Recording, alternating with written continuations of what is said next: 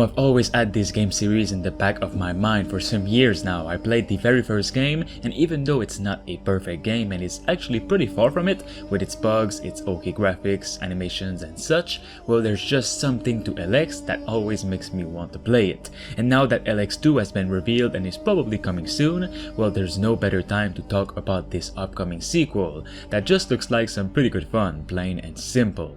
It's nothing massive or ambitious, just a fun, broken open world RPG with tons of different enemies to fight, new locations to visit and so on. And it's also coming to PC and all consoles with last gen and new gen.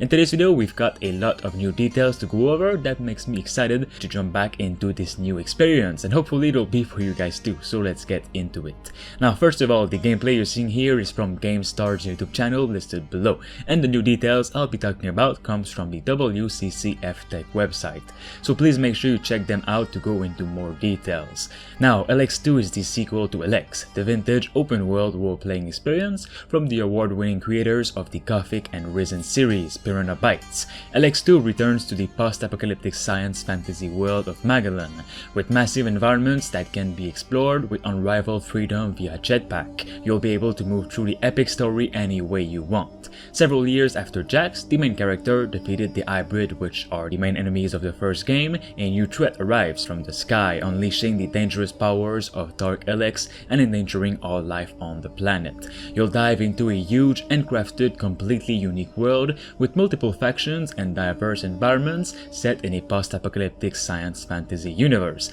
with some locations inspired by Fallout, some Mass Effect, and more games to make it an awesome and mixed experience.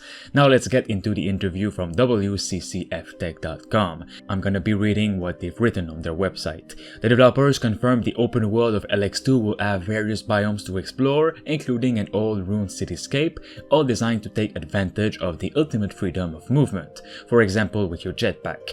Elex 2 will combine this open movement with a varied combat system, offering both range and melee combat against a wide variety of enemies, over 100 in total, which is pretty huge. Joining these enemies are 5 factions inhabiting the world of Elex 2, as described during the preview event that they attended to. These factions will hold the 300 plus NPC characters that drives the story forward, holding the over 350,000 spoken words, which again is pretty huge and a huge step up from the original game. As you're playing the game, you'll find yourself joined by a variety of party members, each with their own unique questlines, equipment, skills, and combat styles. These quests will also be joined by a world full of quests, taking you through multiple dungeons and more. All of this is set to take up to 60 hours to complete if you're the sort of person who likes to explore the variety of things offered in games, particularly the large and varied action RPG worlds.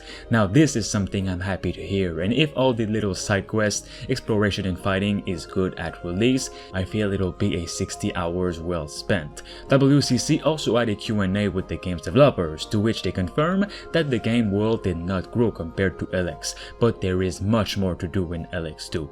And the third most important change was the overhaul of the combat system. The players have more direct control, and it is up to the players to decide how long they raise a sword or a club to intensify an attack. The longer you hold, the harder you hit. That makes it much more dynamic than before. They've also overhauled the AI of your enemies and also redone all the animations. Now, each of your answers in Elex 2 will have strong consequences, and they like contrast. Depending on how you answer, on how you play your character, the world will react towards you, and you can even alter the end of the game and the state in that you leave the world behind when the game is over. The world also reacts heavily to the player's choices. Even entire battles are happening or not happening because of what the player did, which is gonna be huge in game. You'll see for that when you'll be playing. Some consequences will be happening directly, some much later, spawning over different acts. The choice of your faction you join is an important part of that experience too.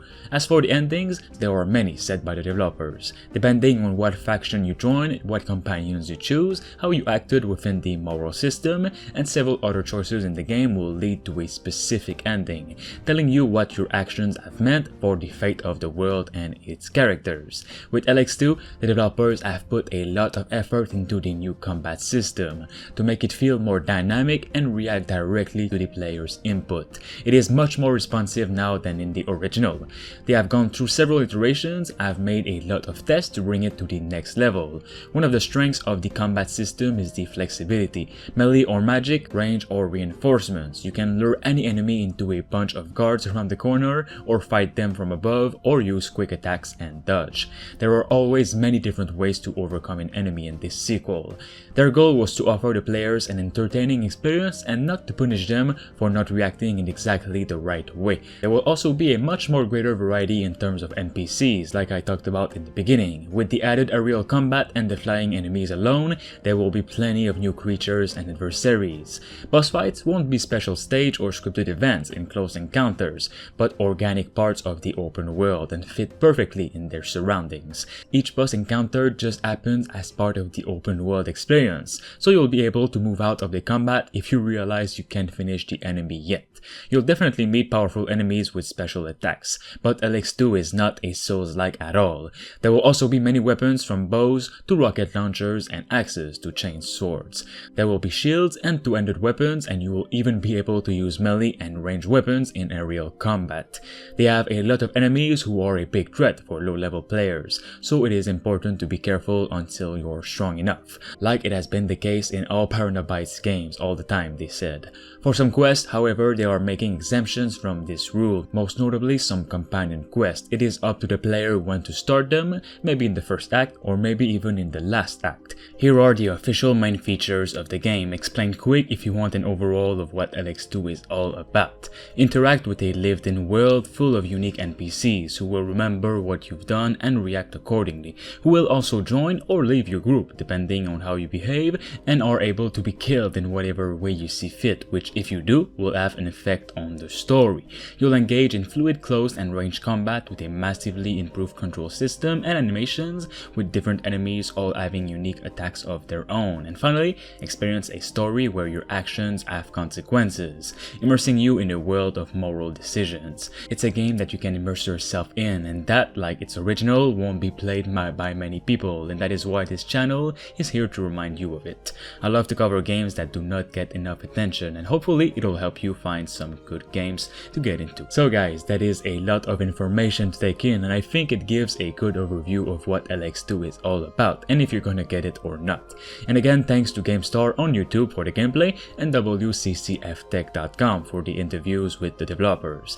Let me know if you guys are interested in more content on the game in the comments below, and of course make sure you guys subscribe to stay tuned for more gaming news just like this. Thanks to Richard Westfall, Bruce Rain 236, Thunderbeard, Kian Zofagari, Rickno23, Diamond Hunter 45, Themistocles, Space Beer Gaming, and Rash Singbati for being a master member on the channel. You can become a survivor member for as low as 99 cents only by clicking the join button below. This will support me and the channel as a whole to continue making videos on the games that truly deserve it.